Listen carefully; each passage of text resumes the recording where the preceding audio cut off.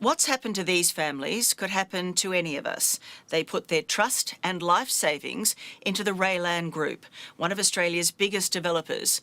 It recently collapsed, owing $500 million. We tracked down the boss looking for some answers.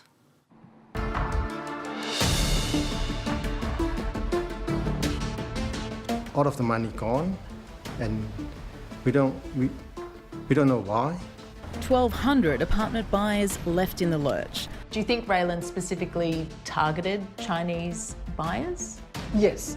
An enormous amount of money unaccounted for. $500 million, it's an astronomical amount of money. Sorry, I can't make any comment. It's like disaster. As the company's bigwigs reside in some of Sydney's most expensive real estate. How do you feel for the investors? I feel awful for the stress it's caused everyone. A former staff member speaks out. They don't want us to talk to the media. And a potential class action looms. I cannot see how you can bring in $292 million into your bank account and not tell the tax man about it.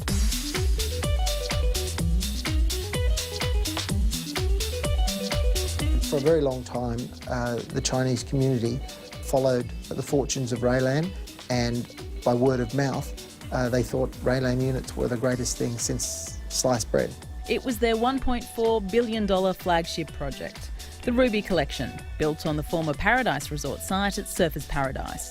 A plan for 1,600 apartments spread across 3 high-rises. But today, only one of the 3 promised towers stands. They are saying this is 7-star and close to the sea, you can see the water. Jeanette Zhao purchased apartments in the 2 Ruby Towers that haven't been built yet and perhaps never will.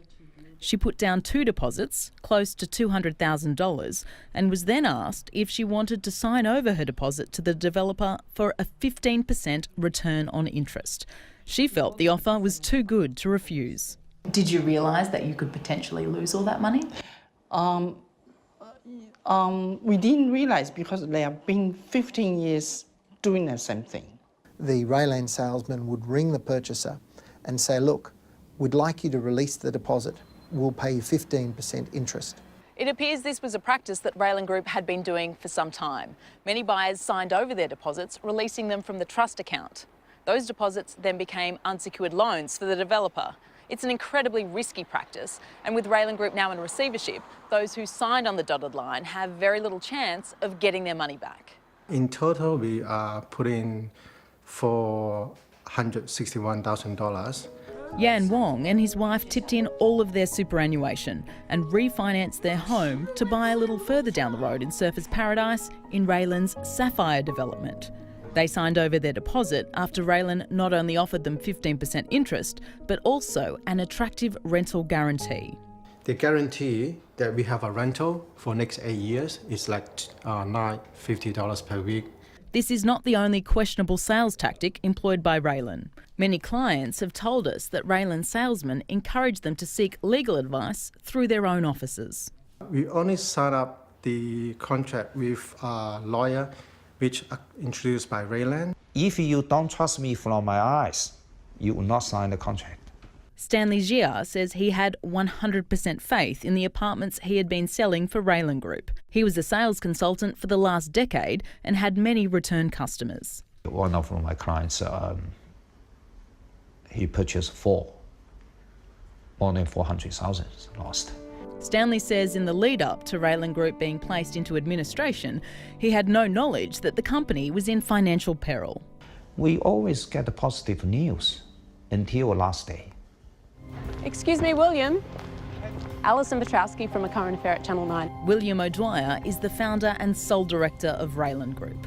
So did ODwyer know of the perilous state of Raylan's finances in its final weeks of operation? We just wanted to chat to you about the collapse of the Raylan Group and what's gone on there. I can't make any comment about that, sorry. $500 million, it's an astronomical amount of money. Sorry, I can't make any comment. How do you feel about the collapse of the company? I mean, it's been something you've been running for a very long time. I feel awful. How do you feel for the investors? I feel awful for the stress it's caused everyone. Earlier this week, the Sydney Morning Herald obtained financial records of William and his wife Joanne's 4 Amex cards in the month leading up to May 28. There were school fees, shopping trips, $300 at a double bay hairdresser, and $856 spent at Vintage Cellars and $309 at Bellevue Hill Bottle Shop, all on the same day. A spend of more than $41,000 in the month leading up to Raylan's collapse. ODwyer responded by saying that the money spent on the company Amex were in lieu of drawings or wages or other benefits to which he was entitled. All while ODwyer and his family resided in this mansion in Sydney's exclusive suburb of Bellevue Hill, which they purchased for $5.7 million in 2007. Some of your investors say that the day before your company collapsed that you had people calling them, asking them to put in more money into the investment. Have you got anything to say about that? I can't make any comment, sorry. Very, very few people, high management people, they possibly know something. Numerous sources have suggested to A Current Affair that Jeff Chu, head of sales for the Raylan Group, encouraged his sales team to keep selling, despite the company being on the brink of financial collapse. Jeff, it's Alison Petrowski from A Current Affair. We just wanted to find out how you were doing after the collapse of Raylan Group, but it appears to me that you might be doing all right. Chu lives in this waterfront property of Hunters Hill, which he purchased for $7.35 million back in 2012. Is that your boat out the front? Neighbours have since confirmed that it is indeed Jeff Chu's boat, and a fairly new addition at that. It arrived just 2 weeks before Raylan Group went into administration. Many investors say they're upset by the lifestyle that the two executives were leading while the company's finances were in disarray. Do you think that your investors are probably a bit surprised that you're living in a $1 million mansion in Bellevue Hill while they've lost their deposits? Sorry. Matthew Bransgrove is from Bransgrove Lawyers, the Sydney law firm taking up the fight on behalf of many of Raylan Group's buyers. He's looking into a possible class action against Raylan lenders Wingate and Westpac. How could you lend someone that kind of money, the money necessary to build a $1.4 billion development, without scrutinising their accounts? This is our lifetime saving. We're not going to give up to just let it go. We have to chase it down to the bottom, no matter how long it takes. The administrator is expected to complete a preliminary investigation by the 30th of November. It's been warning creditors to prepare themselves for bad news.